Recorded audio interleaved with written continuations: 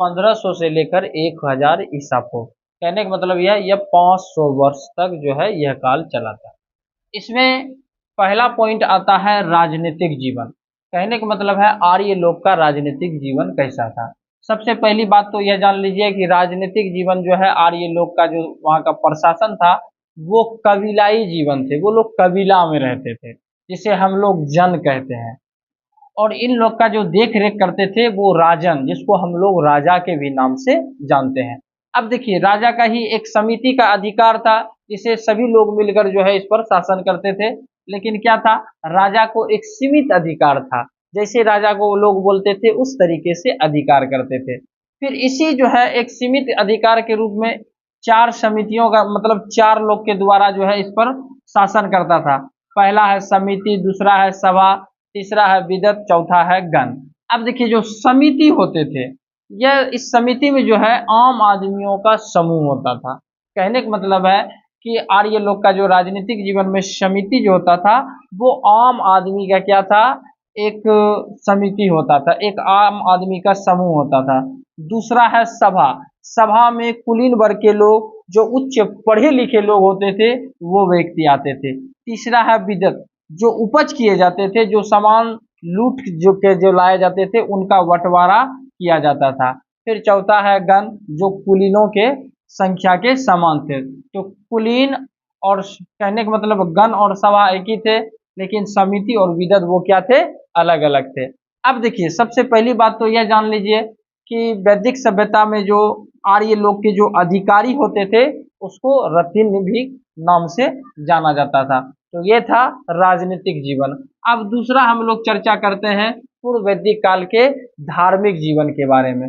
पूर्व वैदिक काल के धार्मिक जीवन में सबसे पहली बात तो यह जान लीजिए कि जिसे हम लोग ऋग्वेद काल के भी नाम से जानते हैं, इसमें 33 देवताओं का उल्लेख किया गया है या वर्णन किया गया है। सबसे ज्यादा बार जो वर्णन किया गया है वो इंद्र का 250 बार। कहने का मतलब क्या है, ऋग्वैदिक काल में इंद्र जो देवता थे, जिसको वर्षा के भी देवता के भी नाम से जानते हैं, 250 बार जो है इंद्र का वर्णन किया गया है, उल्लेख मिला है।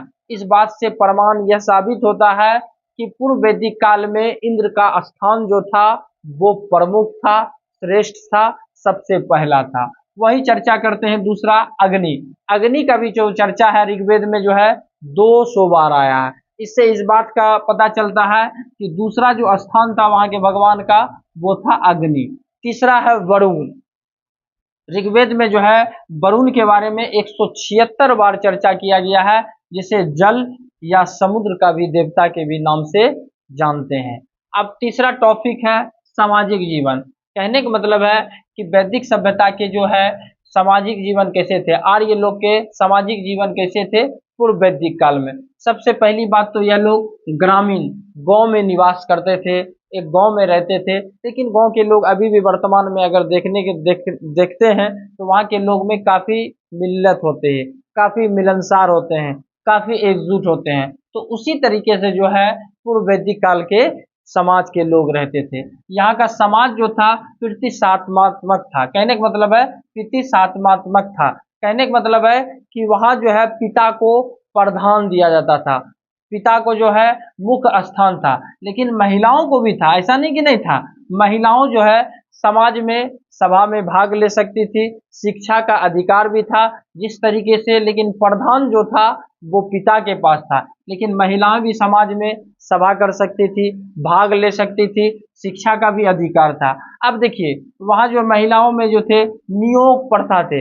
अगर किसी भी मर्द, किसी भी पत्नी का पति अगर मर जाए तो नियोग प्रथा थी, वह देवर से शादी ब्याह कर सकती थी। फिर विधवा विवाह भी थी। अगर कोई स्त्री जो है उनका पति मर जाए तो वह विधवा हो जाए, वह किसी से भी शादी ब्याह कर सकती थी। अब देखिए, यहाँ जो है सामाजिक व्यवस्था में जो है वर्ण व्यवस्था भी था। कहने का मतलब है कर्म पर आधारित था। जिसका जो काम था, जिसका जो कर्म था, उसी के आधार पर जो है वर्ण व्यवस्था किया गया था। अब देखिए, कहने का मतलब है वैदिक काल के जो सामाजिक जीवन थे वह लोग शाकाहारी और मांसाहारी थे। शाकाहारी में वह लोग ज्यादातर जो लोग थे दूध से बने हुए पदार्थ का प्रयोग करते थे। शाकाहारी में वह लोग मांस मछली खाते थे। तो ये था ऋग्वैदिक काल का सामाजिक जीवन। अब ऋग्वैदिक काल के हम लोग आर्थिक जीवन के बारे में हम लोग चर्चा करते हैं। अब देखिए, सबसे पहली बात तो यह जान लीजिए, किसी भी सभ्यता को सबल या मजबूत बनाने के लिए वहाँ की आर्थिक जीवन भी काफी इम्पोर्टेंट निभाता है। लेकिन देखिए, आर्थिक जीवन में यहाँ जो है, यहाँ की अर्थव्यवस्था का मुख्य आधार जो था वो पशुपालन था। कहने का मतलब है कि ऋग्वैदिक काल या पूर्व वैदिक काल में आर्थिक जीवन का या वहाँ की अर्थव्यवस्था का जो प्रमुख आधार था वो क्या था? पशुपालन। मतलब वो लोग पशु को पालने की प्राथमिकता थी, प्रधान थी, वह लोग पशु पालने में विहर थे। अब देखिए, वहाँ जो विशेष सबसे ज्यादा जो महत्व था वो गाय का विशेष ज्यादा महत्व था, क्योंकि गाय की चर्चा 176 बार किया गया था। पशुओं में सबसे बेहतर पशु जो थे, जानवर थे, वो क्या थे? गाय थे, जिनकी चर्चा कितनी बार किया गया है? 176 बार।